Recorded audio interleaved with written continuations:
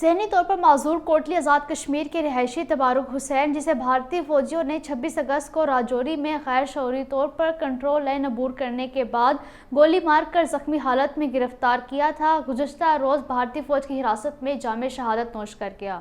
پاکستان کو بدنام کرنے کے اپنے مذموم منصوبے کے ایک حصے کے طور پر بھارت نے دعویٰ کیا تھا کہ تبارک حسین کو پاکستان نے بھارتی فوجی چوکی پر حملہ کرنے کے لیے بھیجا تھا۔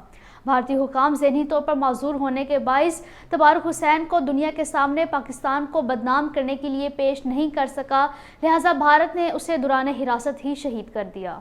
تبارک حسین کی موت کی براہ راست ذمہ دار مودی حکومت ہے۔ اقوام متحدہ کو مقبوضہ جموں و کشمیر میں کشمیری عوام کی نسل کشی اور حراستی قتل عام کو روکنے کے لیے مداخلت کرنی چاہیے، کیونکہ بھارت کو پاکستان اور کشمیری عوام کی جدوجہد آزادی کو بدنام کرنے کے لیے بدنیتی پر مبنی پروپیگنڈے کا سہارا لینے کی عادت ہے۔ مودی پاکستان اور کشمیری عوام کی تحریک آزادی کے خلاف اپنے مذموم عزائم میں ناکام ہوگا، کیونکہ پاکستان اور کشمیری عوام اپنے خلاف بھارت کے مذموم ہتھ کنڈوں کو ناکام بنانے کے لیے پرعزم ہیں۔ پاکستان مودی حکومت کو بے نقاب کرتا رہے گا اور دنیا کو بھارتی پروپیگنڈے سے گمراہ ہونے نہیں دے گا۔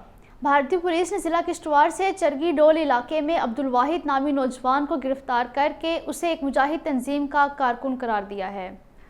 ٹنگڈار کپواڑہ میں بھارتی فوجیوں کا چھوڑا گیا ایک بارودی شیل پھٹنے سے میاں بیوی غلام یحییٰ اور زلیخا بیگم شدید زخمی ہو گئے۔ انہیں پہلے قریبی ہسپتال اور بعد ازاں سری نگر منتقل کیا گیا۔ کرنا کپواڑہ میں تعینات ایک بھارتی فوجی غلام یامین ساکن ابھی کوٹ دل کا دورہ پڑنے سے چل بسا۔ وہ CRPF کی ڈیلٹا کمپنی سے وابستہ تھا۔ جموں و کشمیر ہائی کورٹ بار ایسوسی ایشن جموں کا احتجاج جاری ہے، جس کے باعث تمام عدالتوں میں کام کاج معطل ہے۔